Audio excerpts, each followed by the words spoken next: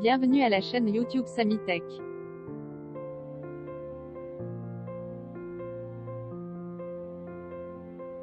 On désire de faire un circuit électrique pour le transfert de blé à partir d'un camion vers un silo de stockage.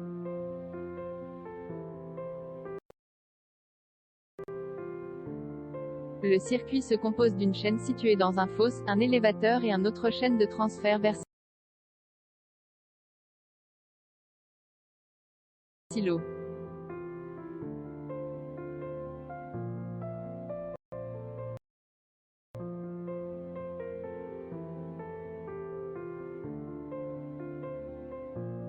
On commence pour le circuit de puissance, qui se compose par 3 moteurs asynchrones triphasés, 3 disjoncteurs et 3 contacteurs.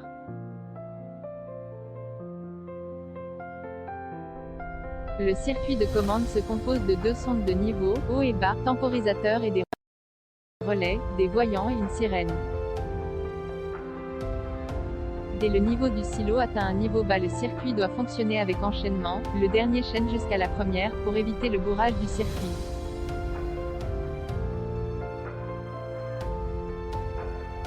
Chaîne de réception, élévateur puis chaîne de transfert.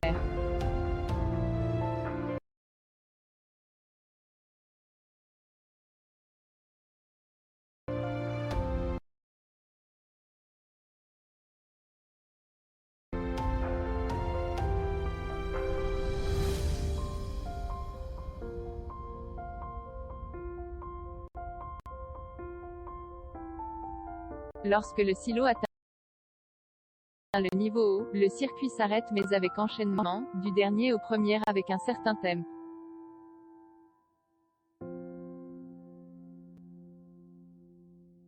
Un circuit de relais RNB est composé d'un contact de verrouillage RNH pour que les relais RNB et RNH ne fonctionnent ensemble, une sonde et un contact de maintien, un contact KM1 fermé pour arrêter le circuit.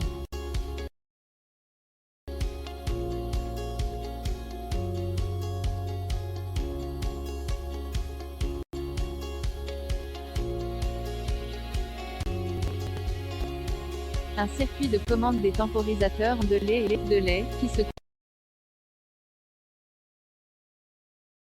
compose par un arrêt d'urgence, un contact RNB pour le démarrage du circuit lorsque le silo soit vide.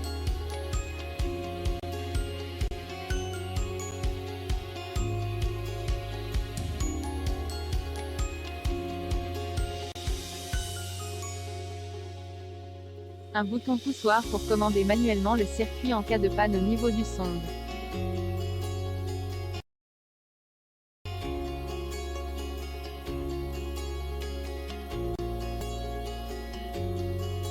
Ce circuit commande 3 temporisateurs ondelets responsables au démarrage des moteurs avec enchaînement, et après un temps réglé par chaque temporisateur. Le premier temporisateur KT1 réglé par 3 secondes. Le second temporisateur KT2 réglé par 2 secondes. Le troisième temporisateur KT3 réglé par 1 seconde. 3 temporisateurs off de lait pour arrêter le circuit d'une façon enchaînée.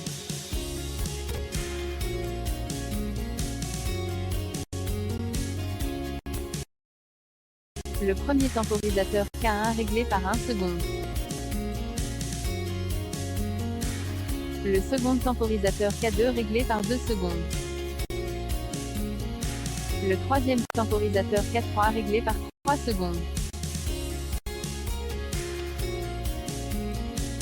Ces 3 temporisateurs en parallèle sont en série avec le contact RNH fermé, pour l'arrêt du circuit.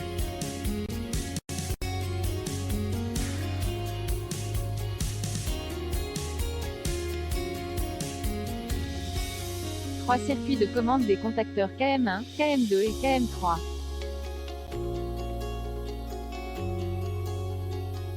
Le premier circuit se compose par 2 contacts temporisés en série, KT1 pour le démarrage et K1 pour l'arrêt, le second par KT2 et K2, et le troisième par KT3 et K3. 3 voyants pour indiquer les états des moteurs, voyant 1 en série avec le contact KM1. Voyant 2 en série avec le contact KM2. Voyant 3 en série avec le contact KM3.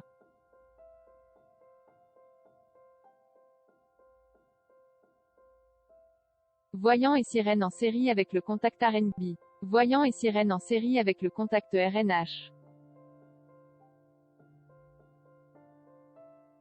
Principe de fonctionnement, lorsque le sonde de niveau bas détecte le vidange du circuit et active un relais RNB, le contact RNB se ferme et maintient la fermeture du relais RNB.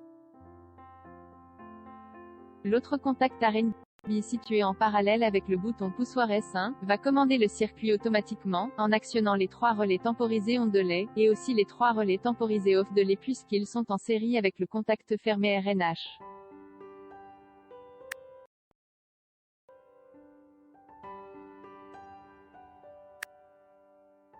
Les contacts temporisés K1, K2 et K3 se ferment immédiatement, puis KT3 se ferme après une seconde. Le contacteur KM3 s'alimente et le moteur de la chaîne de transfert fonctionne. Après un court délai, le contact KT2 se ferme pour alimenter le contacteur KM2, et l'élévateur fonctionne. Après un court délai, le contact KT1 se ferme pour alimenter le contacteur KM1, et la chaîne de réception fonctionne.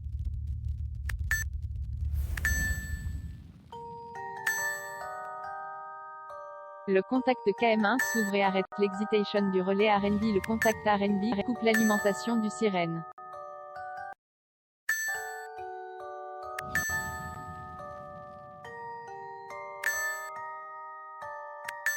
Dès que le niveau haut soit atteint, le relais RNH s'alimente, un contact RNH assure le maintien du relais, un autre alimente la sirène, et un autre contact RNH fermé coupe l'alimentation des 3 relais temporisés off delay.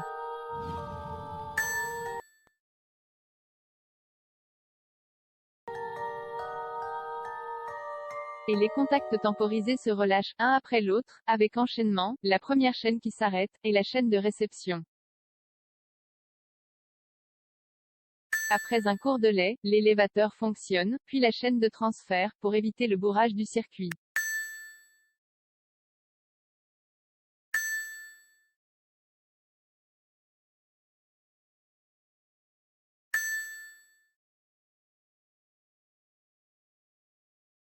Si cette vidéo vous a plu, n'oubliez pas de mettre j'aime et de s'abonner.